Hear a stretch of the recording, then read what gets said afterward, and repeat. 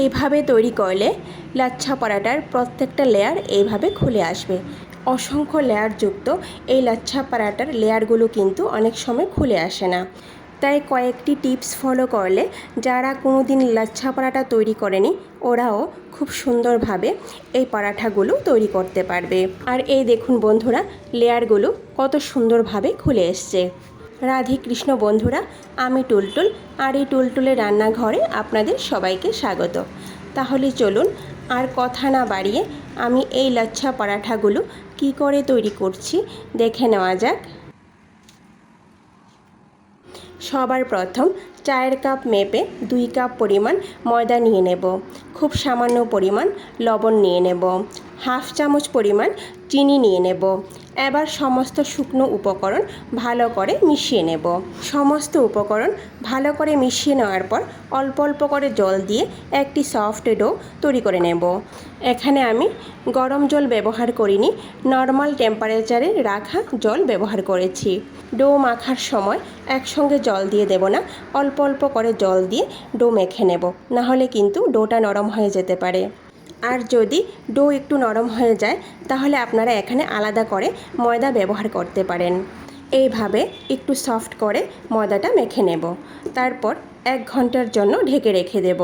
আপনাদের হাতে যদি সময় কম থাকে তাহলে আধা ঘন্টার জন্য ঢেকে রাখলেও চলবে। ফিরে আসলাম বন্ধুরা 1 ঘন্টা পর। এই দেখুন 1 ঘন্টা রেস্টে রাখাতে ডোটা আরেকটু সফট হয়ে গেছে। এবার আবারও ডোটাকে 3 থেকে 4 মিনিট একটু ভালো করে মেখে নেব।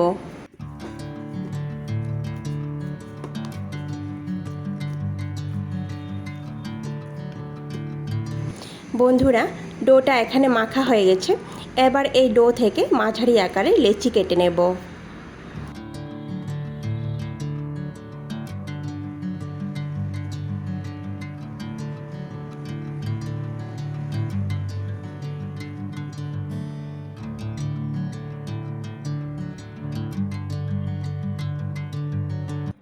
দুই কাপ ময়দা দিয়ে 5টা লেচি হয়েছে।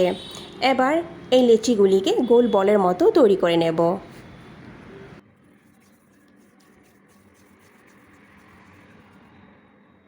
এবার এই ডোগুলিকে কোনো রকম রেস্টে রাখার দরকার নেই, সঙ্গে সঙ্গে লাচ্ছাগুলি তৈরি করে নেব।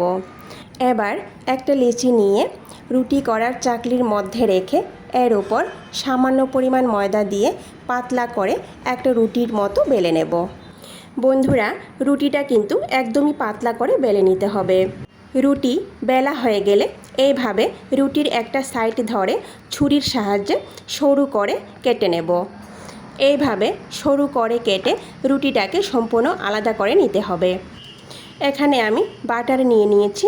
এবার 1 চামচের মতো বাটার পুরো রুটির উপরে লাগিয়ে দেব।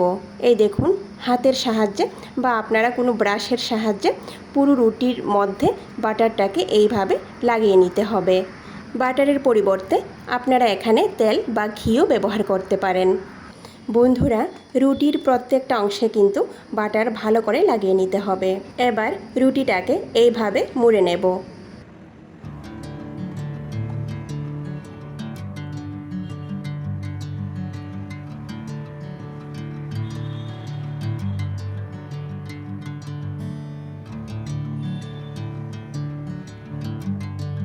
বন্ধুরা, রুটিটা যখন এইভাবে মোড়া হয়ে যাবে তখন হাতের সাহায্যে এইভাবে একটু লম্বা করে নেব।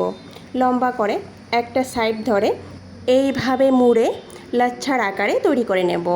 সম্পূর্ণ রুটিটাকে এইভাবে মুড়ে শেষের যে অংশটা থাকবে সেই অংশটাকে এইভাবে পিছনের দিকে নিয়ে জোড়া লাগিয়ে দেব। দেখুন বন্ধুরা, একটা লাচ্ছা এখানে আমার তৈরি হয়ে গেছে। প্রত্যেকটি লাচ্ছা আমি এইভাবে তৈরি করে 15 মিনিটের জন্য ঢেকে রাখবো। ফিরে আসলাম বন্ধুরা 15 মিনিট পর। এবার এক এক করে পরোঠাগুলো তৈরি করে নেব। একটা লাচ্ছা এইভাবে হাতে নিয়ে থালার উপর রেখে হাতের সাহায্যে এইভাবে ছড়িয়ে দেব। খুবই আলতোভাবে হাতের সাহায্যে এইভাবে ছড়িয়ে দিলেই বাস তৈরি হয়ে যাবে। আপনারা কিন্তু বেলেও নিতে পারেন, কিন্তু বেলার চেয়ে এই প্রসেসটা খুবই সুবিধাজনক।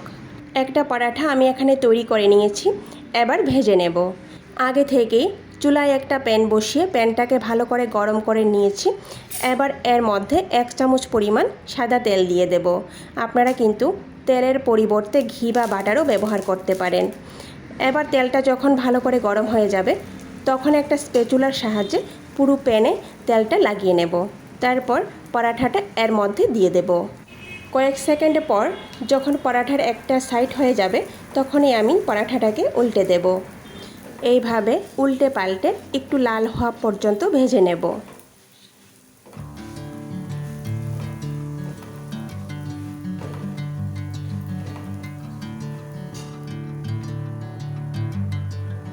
আবারও খুব সামান্য পরিমাণ তেল দিয়ে দেব। আর এই দেখুন বন্ধুরা, পরাঠা যখন ভাজা হয়ে যাবে তখনই কিন্তু লেয়ারগুলো আস্তে আস্তে খুলে আসবে। একটা পরাঠা এখানে ভাজা হয়ে গেছে। প্রত্যেকটি পরাঠা আমি একই রকমভাবে ভেজে নেব। ভিডিওটি সম্পূর্ণ দেখার অনুরোধ রইল। কেমন হয়েছে কমেন্ট করে নিশ্চয়ই জানাবেন। আর যদি ভালো লেগে থাকে তাহলে সবার শেষে লাইক, শেয়ার আর সাবস্ক্রাইব করে দেবেন। নমস্কার, আজকে এই পর্যন্তই। কথা হবে আবারও পরের ভিডিওতে।